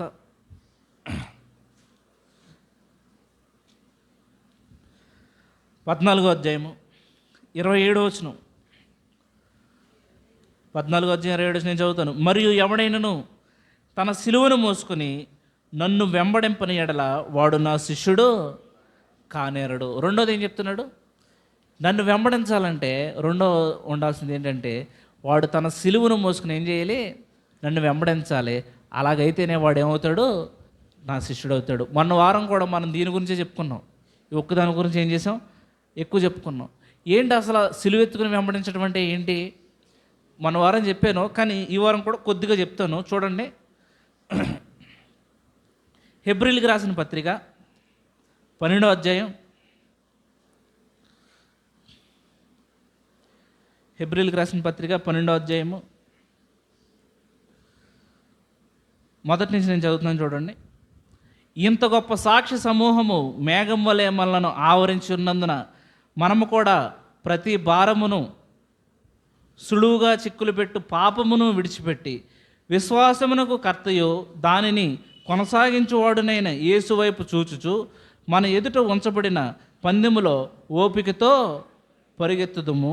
ఆయన తన ఎదుట ఉంచబడిన ఆనందము కొరకై అవమానమును నిర్లక్ష్యపెట్టి సిలువను సహించి దేవుని సింహాసనము యొక్క కుడిపార్శ్వమున ఆసీనుడై ఉన్నాడు. మీరు అలసట పడకి మీ ప్రాణములు విసుకగి ఉండినట్లు పాపాత్ములు తనకు వ్యతిరేకముగా చేసిన తిరస్కారమంతి వచ్చుకుని ఆయనను తలంచుకునడి. మీరు పాపముతో పోరాడటంలో రక్తము కారునంతగా ఇంకా దానిని ఎదిరింపలేదు. సిలువెత్తుకుంటామంటే ఏంటంట? సులువుగా చిక్కులు పెట్టు పాపాన్ని ఏం చేయటం? విడిచిపెట్టడం, ఓపిక కలిగి ఉండటం. అంటే అవమానాలు అపహాస్యాలు వచ్చినాక ఏం చేయటం? దాన్ని భరించటం. ఇంకేమనుంది? సిలువను సహించటం, దేవుని సింహాసనం యొక్క కుడిపార్శ్వమున ఆసీనుడై అన్నాడు. కాబట్టి సిలువను సహించడం అంటే ఏంటంటే అవమానాలు వస్తాయి, అపహాస్యాలు వస్తాయి, నిందలు వస్తాయి, మన స్వయాన్ని ఏమవుద్ది? ఎంతో గాయమవుద్ది. కానీ వాక్యం ఏం చెప్తుందంటే ఓపిక కలిగి ఉండండి. ఏం చేయండి? ఓపిక కలిగి ఉండండి అని ఆయన చివర ఒక మాట ఏమంటాడంటే, మీరు రక్తము కారునంతగా ఇంకా ఏం చేయలేదు? పోరాడలేదు. ఇక్కడ ఎవరైనా ప్రభు యొక్క సువార్త నిమిత్తం కానీ యేసు ప్రభు నామం నిమిత్తం కానీ రక్తం ఎవరైనా చిందించారండి? ఇక్కడ మనోళ్ళు ఎవరు? నేను కూడా చిందించలే, నన్ను ఎవరు కొట్టలేదు. ప్రభు కొరకు రక్తం చిందించేందుకు నేనైతే ఏం చేయాల. మీరు ఎవరైనా చేసుంటే దేవునికి స్తోత్రం, వందనాలు. ఇక్కడ ఆయన చెప్తున్నాడు అదే, మీరు రక్తం కారునంతగా ఏం చేయలేదు, ఇంకా ఏం పోరాడలేదు. మీరు అంత సీన్ ఇంకా మీకు రాలేదు, అంత బిల్డప్ ఇంకా మీకు లేదు. మీరు ముందే ఏం చేయండి? ఆ అవమానాన్ని, ఎందుకు? సిలువను ఎత్తుకున్నందుకు ఆ అవమానం, ఆ అపహాస్యం, ఆ హేళన, నింద, ఆ శ్రమ వస్తుంది. దాన్ని ఏం చేయండి? భరించండి. భరించాలంటే ఏం చేయాలంట? యేసు వైపు చూడండి. ఎవరి వైపు చూడాలి? యేసు వైపు చూచుచు. అక్కడ ఉంది కదా మాట, యేసు వైపు చూడాలి. ఇందాక చెప్పాను కదా, తల్లిని తండ్రిని ఇవన్నీ విడిచిపెట్టినప్పుడు కూడా మనం ఎవరి వైపు చూడాలి? యేసు వైపే చూడాలి. మరలా చెప్తున్నాను, లోకం మిమ్మల్ని ఇలా చేసినందుకు మెచ్చుకోదు. లోకం ఇలా చేసినందుకు ఏం చేయదు? మిమ్మల్ని మెచ్చుకోదు. లోకం ద్వేషిస్తుంది. ఇప్పుడు ఈ మాట చెప్పినప్పుడు కొంతమందికి ఇలా అనొచ్చు, అరే తల్లిని తండ్రిని వీళ్ళని ద్వేషించడం ఏంటి, వీళ్ళని ఇచ్చేయటం ఏంటి అని. ఒక ఎగ్జాంపుల్ మీకు చెప్పాను అంతకుముందు, మరలా చెప్తున్నాను. ఇప్పుడు మనం ఇండియన్ ఆర్మీలో జాయిన్ అయ్యాం, మనం ఇండియన్ ఆర్మీలో పనిచేస్తున్నాం, యుద్ధం జరుగుతుంది, మనల్ని పిలిచారు, మీరు అర్జెంటుగా ఏం చేయాలి? మీరు యుద్ధానికి రావాలన్నారు. ఇప్పుడు ఆ యుద్ధానికి వెళ్ళి వ్యక్తి తల్లి గురించి, తండ్రి గురించి, భార్య గురించి, పిల్లల గురించి, అన్నదమ్ముల గురించి, అక్క చెల్లెండ్రి గురించి ఆలోచిస్తాడా? ఎక్కడికి వెళ్తాడైనా? దేశం కోసం సేవ చేయడానికి పిలిచింది కాబట్టి ఆయన వీళ్ళందరినీ విడిచి వెళ్ళాడు. లోకం అంతా ఇతను చూసి చప్పట్లు కొడుతుంది. చచ్చిపోతే ఆయనకి ఏదో అవార్డు ఇచ్చి ఆయనకి సెల్యూట్ చేసి దేశం కోసం మరణించాడు అని చెప్పి ఆయన్ని కీర్తిస్తుంది. కీర్తించదా? అదే దేవుడి కోసం ఇలా చేయమంటే ఏం చేస్తుంది లోకం? దూషిస్తుంది. దేవుడు అంట మొత్తం అన్నీ అందరిని, ఇంట్లో వాళ్ళందరినీ వదిలేసాడంట, వెళ్ళిపోయాడంట, అలా చేశాడంట. అదే దేశం కోసం వెళ్తే దేశభక్తుడు, దేశం కోసం సేవ చేసేవాడు, దేశం కోసం ప్రాణాలు అర్పించేవాడు. అదే దేవుని కోసం వెళ్తే వీడికి మత పిచ్చి, వీడికి ఇంట్లో వాళ్ళంటే లెక్కలేదు, వీడికి ఇంకా దేవుడేనంట అని ఇవి వస్తాయి. తప్పదు, ఎందుకంటే యేసుప్రభువే చెప్పాడు. కాబట్టి ఇటువంటి టైంలో మనం ఏం చేయాలి? వాక్యం చెప్తుంది, సిలువెత్తుకోండి, నీ అహంవేషంలో చనిపో. అపహాస్యాలు వస్తాయి. యేసుక్రీస్తు ప్రభు సిలువ మీద ఉన్నప్పుడు అక్కడ ఉన్న శాస్త్రులు, పరిశీలు ఏం చేశారు? అపహాస్యం చేశారు. వాళ్ళకి సిలువ మోస్తున్నప్పుడు వాళ్ళందరూ కొరడాలతో కొట్టి మీద ఉమ్ములేసి ఏం చేశారు? అపహాస్యం చేశారు. ఆయన ముఖం మీద గుద్ది, ఇదిగో నిన్ను ఎవడు కొట్టాడో ప్రవశింపమని ఏం చేశారు? అపహాస్యం చేశారు.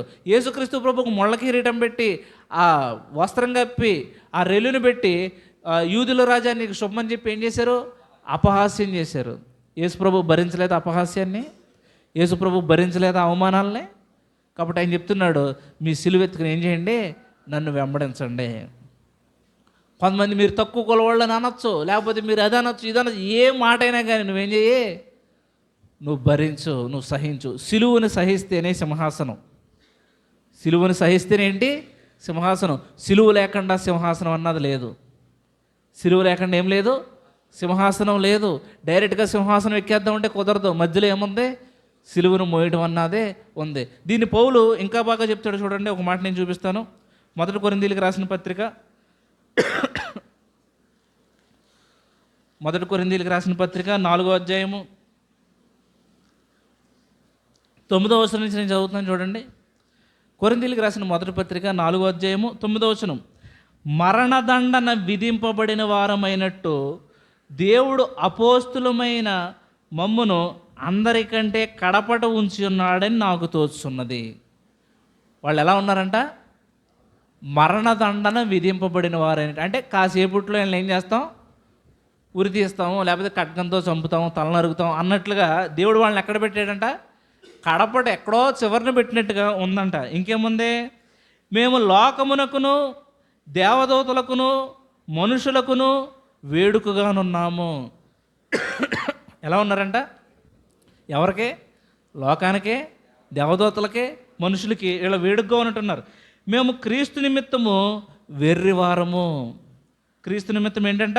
వెర్రివారము. మీరు క్రీస్తునందు బుద్ధిమంతులు. మేము బలహీనులము, మీరు బలవంతులు. మీరు గనులు, మేము ఘనహీనులము. ఈ గడి వరకు ఆకలి దప్పులు గలవారము, దిగంబరులము, పిడిగుద్దులు తినుచున్నాము, నిలవరమైన నివాసము లేక ఉన్నాము, స్వహస్తములతో పనిచేసి కష్టపడుచున్నాము, నిందింపబడి దీవించుచున్నాము, హింసింపబడి ఓర్చుకొనుచున్నాము.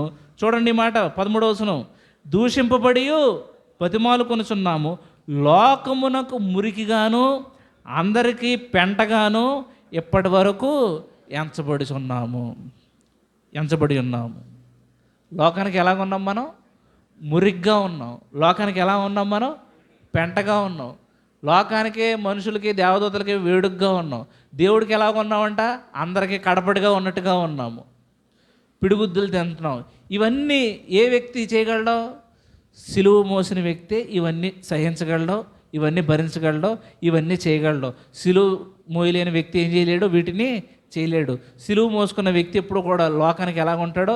మురిగ్గాను పెంటగాను ఉంటాడు. క్రైస్తవుల్ని అసహించుకోరా?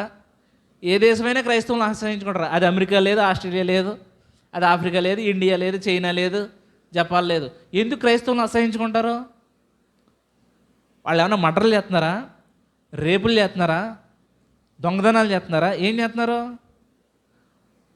మా నాన్న వాళ్ళు మంచిగా బట్టలు కట్టుకుని బైబిల్ పట్టుకుని చర్చికి పోయి ప్రార్థన చేసుకుంటారు, ఇంటికి వస్తారు, మిగిలిన కోసం ప్రార్థన చేస్తారు, సువార్త చేస్తారు. ఇదే కదా చేయడం. కానీ ఎలా ఉన్నారంటే లోకం దృష్టికి మురిగ్గా పెంటగా ఉన్నారు. కానీ దేవుని దృష్టికి మిగులు విలువైన వారిగా ఉంటాం మనం. లోకం దృష్టికి మురిగ్గా పెంటగా ఉన్నామంటే దేవుని దృష్టికి ఎలాగ ఉన్నట్టు? మిగులు విలువ కలిగిన వారిగా. యేసుప్రభు ఒక చోట ఏమంటాడంటే, ఈ లోకంలో ఘనంగా ఎంచబడింది దేవుని దృష్టికి అసహ్యం అంటాడు. ఏంటది? 3వ పాయింట్లో చూద్దాం. అది లోకం దృష్టిలో ఘనంగా ఏం చూస్తాం మనం? డబ్బు. లోకం దృష్టిలో అందరూ కూడా ఈ పేరు ప్రఖ్యాతులు, డబ్బుని, వీటిని ఘనంగా చూస్తారు. కానీ దేవుడి దృష్టికి అది ఏంటి? అసహ్యం. అంటే ఇప్పుడు లోకం దృష్టికి మనం అసహ్యంగా ఉన్నామంటే దేవుని దృష్టికి ఏంటి? విలువ కలిగిన వారుగా ఉన్నామని. ఇది ఎప్పుడూ మర్చిపోవద్దు. మనం లోకం దృష్టికి ఎలా ఉన్నా పర్వాలేదు, దేవుని దృష్టికి ఎలా ఉన్నాం అన్నదో లేదో చూసుకుంటాం అన్నది ఏంటి? మన చేతుల్లో ఉంది. కాబట్టి సిలువ మోసుకున్న వ్యక్తి లోకం దృష్టికి ఎలా ఉంటాడో? మురిగ్గా ఉంటాడో, పెంటగా ఉంటాడో, అసహ్యంగా ఉంటాడో, తిట్టుకోవచ్చు. గొర్రెలు అంటారో, హల్లుయ బ్యాచ్ అంటారో, మత మార్పిడిగేళ్ళు అంటారో, లేకపోతే ఏదో ఇలా వైరస్ పట్టారంటారో, ఎడారి మతాలు అంటారు, రకరకాల మాటలు అంటారు. అయినా కానీ మనం దేవుని దృష్టికి ఎలాగున్నాం? మిగుల విలువ కలిగిన వారుగా ఉన్నాం. 3వ విషయం చూపించి నేను ముగిస్తాను చూడండి. అదే లోకాసు వార్త 14వ అధ్యాయం 33వ వచనం చూడండి ఒకసారి. నేను చదువుతున్నాను. ఆ ప్రకారమే మీలో తనకు కలిగినదంతయో విడిచిపెట్టిన వాడు నా శిష్యుడు కానేరడు. దేవుడు ఎప్పుడు మనల్ని ఏది వదిలేయమన్నా దాన్ని వదిలేయడానికి మనం ఎలా ఉండాలి? సిద్ధంగా ఉండాలి. యేసు ప్రభు దగ్గరికి ఒకడు వచ్చాడు. ప్రభు నిత్యజీవం పొందుకోవాలంటే నేను ఏం చేయాలంటాడు. ప్రభు ఇలాగ నీకు తెలుసు కదా ధర్మశాస్త్రం, అబ్బో అవన్నీ చిన్నప్పటి నుంచి పాటిస్తూనే ఉంటాడు. అప్పుడు యేసు ప్రభు వాడిని ప్రేమించి ఏమంటాడంటే, అయినను నీకు ఒకటి కొదువుగా ఉన్నదంటాడు. ఏంటి ప్రభు అంటే, నీకున్న ఆస్తి అంతా ఏం చేయి, అమ్మి బీదలకు ఇచ్చి నువ్వు వచ్చి నన్ను వెంబడించి అన్నాడు. ఏమైంది? అతడు మిక్కిలి ధనవంతుడు గనక మిక్కిలి వ్యసన పడ్డాడని ఉంటుంది. మిక్కిలి ధనవంతుడు ఏమయ్యాడు? మిక్కిలి వ్యసన పడ్డాడు. యేసు ప్రభుని వెంబడించడం ఏం చేశాడు? మానేసి వెనక్కి వెళ్ళిపోయాడు. నిత్యజీవం కావాలని వచ్చాడు, కానీ నిత్యజీవం పొందుకున్నాడా? లేదు. ఎందుకంటే వాడు ఊహించని ప్రశ్న వేశాడు యేసు ప్రభు. వాడు అసలు ఊహించలేదు. ఎందుకని? చిన్నప్పటి నుంచి ధర్మశాస్త్రాన్ని పాటిస్తున్నాడు కాబట్టి ఏ క్వశ్చన్ అడిగినా 613 ఆజ్ఞల్లో ఏ క్వశ్చన్ అడిగినా ఏం చేయొచ్చు మనం? దానికి నేను ఎస్ అని చెప్పొచ్చు. కాబట్టి అవుట్ ఆఫ్ సిలబస్గా ప్రభు ఇంకో క్వశ్చన్ అడిగాడు. ఏం క్వశ్చన్ అడిగాడు? నీకున్నదంతా అమ్మేసి విడిచిపెట్టి వచ్చి నన్ను వెంబడించన్నాడు. ఇప్పుడు ఇదే మాట అదే యేసు ప్రభు నీతో చెప్తే నువ్వు చేయగలవా? చేయగలవా? చెప్పండి. చేయగలిగితేనే నువ్వు నిత్య జీవానికి ఏం చేయగలవో వారసుడు అవ్వగలవు. దేవుడు ఇంకొక ఆయన పిలిచాడు అలాగే. ఆయన గవర్నమెంట్ ఉద్యోగం, మంచి డబ్బు ఇది ఉంది. కానీ ఆయన ఏం చేశాడు? వెంటనే విడిచిపెట్టి వచ్చేసాడు. ఎవరైనా ఎవరు? మత్తయి ఏం చేశాడు చూడండి అన్నమాట. ఇదే లోకసువార్త 5వ అధ్యాయము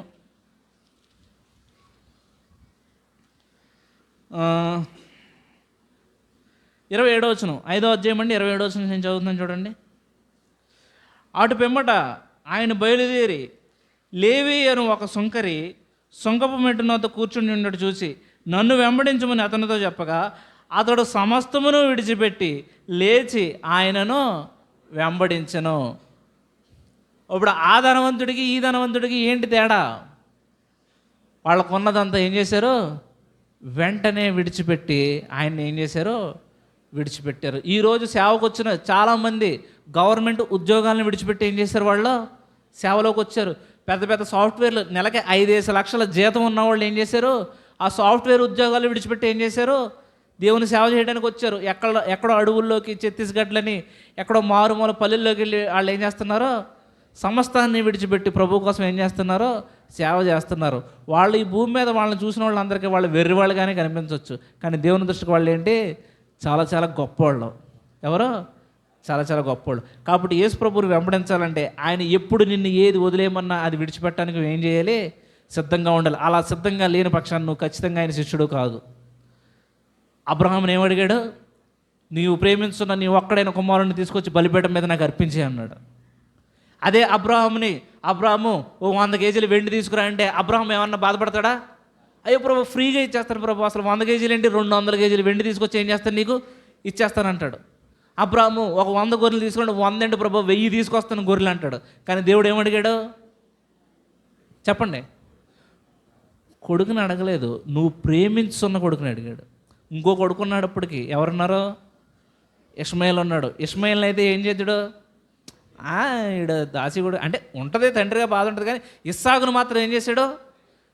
మనం పాటపడదేం కదా, 100 సంవత్సరాలప్పుడు పుట్టిన బిడ్డనే ప్రేమించున్న కుమారుని తీసుకొచ్చి ఏం చేయమన్నాడు? దేవుడు ఇచ్చేయమన్నాడు. అబ్రహాం ఏం చేశాడు? ఇచ్చేసాడు. అది యేసు ప్రభువుని వెంబడించడం అంటే. దేవుడు నిన్ను ఎప్పుడు ఏ టైంలో ఏది వదిలేయమన్నా నువ్వు వదిలేయడానికి ఏం చేయాలి? సిద్ధంగా ఉండాలి. లేకపోతే నువ్వు ఆయన శిష్యుడికి ఎప్పటికీ ఏంటి కాలేవు కూడా. కాబట్టి యేసుక్రీస్తు ప్రభువుని వెంబడించడానికి ఏముంది? ఈ 3 కండిషన్స్ ఉన్నాయి. మరలా చెప్తున్నాను, ఇవి చాలా చర్చిల్లో చెప్పరు. చాలా చర్చిల్లో ఏం చేయరు? చెప్పరు. ఎందుకంటే విన్నవాళ్ళకి ఎలాగుంటుంది? అరే బాబు ఇది కొంచెం కఠినంగా ఉంది, యేసు ప్రభువుని వెంబడించడం అంత ఆషామాషేం కాదు, కష్టమే అని అనొచ్చు.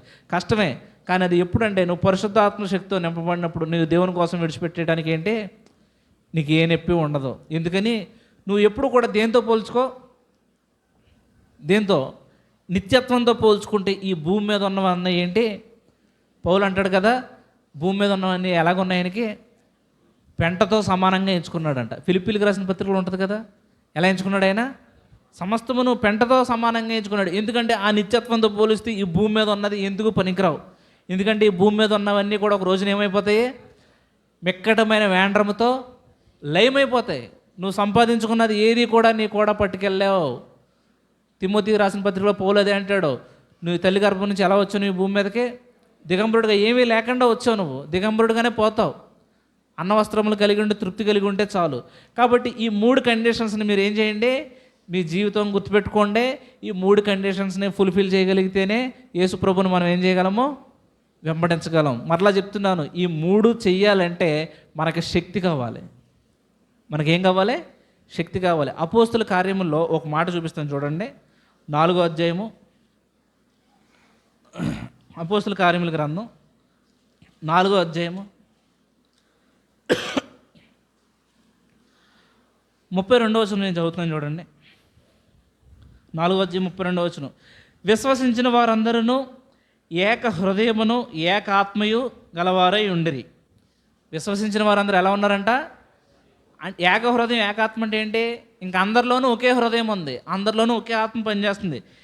ఎవడను తనకు కలిగిన వాటిలో ఏదియు తనదని అనుకోలేదు, వారికి కలిగినదంతయు సమిష్టిగా ఉండెను. 34వ వచనం నేను చదువుతున్నాను చూడండి. భూములైనను ఇండ్లైనను కలిగిన వారందరూ వాటిని అమ్మిన వాటిని వెల తెచ్చి అపోస్తుల పాదముల యొద్ద పెట్టుచూ వచ్చిరి. వారు ప్రతివానికి వాని అక్కర కొలది పంచిపెట్టిరి కనుక వారిలో ఎవనికిని కొదవ లేకపోయాను. ఏం చేశారంటే వాళ్ళకున్న ఇళ్ళు భూములు అన్నీ అమ్మేసి ఏం చేశారు, తీసుకొచ్చి అపోస్తుల పాదముల యొద్ద పెట్టారు. ఇప్పుడు ఒకవేళ కనుక ఇదే వాక్యం అన్ని చర్చిల్లో కనుక చెప్తే ఎంతమంది అమ్మేయగలరు, ఎంతమంది తీసుకురాగలరు చెప్పండి? తెచ్చిమానేస్తారు కదా ఇదే మాట చెప్తే. మరి వాళ్ళు ఎలా చేయగలిగారు అంటే వాళ్ళ శక్తితో చేయగలిగారు. ఏ శక్తి ఉందో వాళ్ళలో? పరిశుద్ధాత్మ శక్తి ఉంది కాబట్టి వాళ్ళు చేయగలిగారు. శక్తి లేనివాడు చేయడు. ఇప్పుడు ఇలా చేయమని కూడా నేను చెప్పట్లా, ఇప్పుడు ఏదో ఇక్కడ ఉన్న వాళ్ళందరూ కూడా చేయమని చెప్పట్లా. కానీ దేవుని శక్తితో నింపబడిన వారు దేవుడు చేయమంటే ఏం చేశారు? ఆ పక్కనే మనకి 36వ వచనంలో కూడా కుప్పర్లో పుట్టిన లేవీయుడగు యేసేపు అని ఒకడు ఉండెను, ఇతనికి అపోస్తులు హెచ్చరిక పుత్రుడను అర్థమిచ్చి బర్నబా అని పేరు పెట్టి ఉండరి. ఇతడు భూమి గలవాడై ఉండి దానిని అమ్మి దాన్ని వెల తెచ్చి అపోస్తుల పాదముల యొద్ద పెట్టెను. ఇతడు కూడా ఏం చేశాడు? అమ్మేసి పాదముల యొద్ద పెట్టారు. ఆ కింద ఇంకొక ఇద్దరు ఉన్నారు, వాళ్ళు కూడా అమ్మి తెచ్చారు కానీ వాళ్ళు చచ్చిపోయారు. ఎందుకు చచ్చిపోయారు? వాళ్ళు ప్రకాష్ గారు అంటారు ఇచ్చి చచ్చిపోయారంట. ఇచ్చారు కాబట్టి చచ్చిపోయారంట. ఎలా చచ్చిపోయారు వాళ్ళు? ఇచ్చి చచ్చిపోయారు, ఇచ్చారు కాబట్టి చచ్చిపోయారంట వాళ్ళు. ఇవ్వకపోతే బతుకుండదురేమో వాళ్ళు. కాబట్టి దేవుడు ఒక వ్యక్తి దగ్గర నుంచి ఏదైనా తీసుకునేటప్పుడు ముందు ఎవరిని యాక్సెప్ట్ చేస్తాడంటే ఆ వ్యక్తిని యాక్సెప్ట్ చేస్తాడు. ఆ వ్యక్తిని యాక్సెప్ట్ చేయకుండా ఆ వ్యక్తి ఇచ్చేదాన్ని ఆయన ఏం చేయడు? తీసుకోడు. నువ్వు ఒకవేళ ఇల్లు అంతా అమ్మేసి తీసుకొచ్చి ఇచ్చినా ఒకవేళ నువ్వు నచ్చకపోతే ప్రభు ఏమంటాడంటే వద్దు అంటాడు. ఏమంటాడు? వద్దు అంటాడు. కాబట్టి ప్రభువుకి కావాల్సింది నువ్వు. ప్రభువుకి ఏంటి కావాల్సింది నువ్వు. మనల్ని ఎప్పుడు కూడా ఎవరు ప్రేరేపించాలంటే పరిశుద్ధాత్మ దేవుడు ప్రేరేపించాలి. మనల్ని ఎవరు ప్రేరేపించాలి? దేవుడు ప్రేరేపించాలి. ఎందుకంటే ఉత్సాహముగా ఇచ్చేవాడిని దేవుడు ఏం చేస్తాడో ఆయన ప్రేమిస్తాడో, ఆయన దీవిస్తాడు. సణుక్కుంటూ కొనుక్కుంటూ ఇచ్చేది ఆయనకు అవసరం లేదు. ఇప్పుడు ఎందుకు మీ ఇంట్లోనే ఉన్నారు, ఎవరో ఒకరు మిమ్మల్ని డబ్బులు అడిగారు, మీ ఇంట్లో భార్య భర్త సంథింగ్ ఏదో, వాళ్ళు సణుక్కుండా తీసుకొని ఇలా ఇచ్చాను మీకు ఎలా ఉంటుంది? మాకేం వద్దు, నీ డబ్బులు ఇదిగో నువ్వే తీసుకొని ఇసిరేస్తాం మనం మొహం మీద, అవునా కదా? అలాంటిది నువ్వు సణుక్కుంటా కొనుక్కుంటా దేవుడికి ఇచ్చింది ఏదైనా కానీ అదేంటి? అది ఆయనకు అంగీకారం కాదు. కాబట్టి ఇవన్నీ మనం ఈ 3 కండిషన్స్ని మనం ఫుల్ఫిల్ చేయాలన్నా, వాక్యాన్ని మనం దాని ప్రకారం నడుచుకోవాలన్నా, దానికి మనకు కావాల్సింది ఏంటంటే దేవుని పరిశుద్ధాత్మ శక్తితో నింపబడటం. ఆయన ఆత్మచేత మనం ఎప్పుడైతే నింపబడ్డామో, ఆయన ఎప్పుడైతే ప్రేమించామో ఇవన్నీ మనకు చాలా ఈజీగా ఉంటాయి. ఎందుకంటే యేసుప్రభు ఏమంటున్నాడంటే నా కాడి సులువుగాను నా భారము తేలిగ్గాను ఉంటుంది అన్నాడు. ఒకవేళ నీకు అది సులువుగా లేకుండా భారంగా ఉంటే కనుక ఏదో ప్రమాదం ఉంది. ఎక్కడో నీ శరీరం పనిచేస్తుంది, ఆత్మ కాకుండా ఏం పనిచేస్తుంది? శరీరం పనిచేస్తుంది. కాబట్టి మరలా చెప్తున్నాను, ఈ 3 కండిషన్స్ ఏంటి? ఫుల్ఫిల్ చేస్తేనే నువ్వు శిష్యుడు, లేకపోతే నువ్వు మోసంలో ఉన్నావు. ఇందులో ఉన్నావు, మోసంలో ఉన్నావు. ఏదో చేసేసా సరిపోయిందని ఈ 3 కండిషన్స్ నీ జీవితంలో ఉండాలి.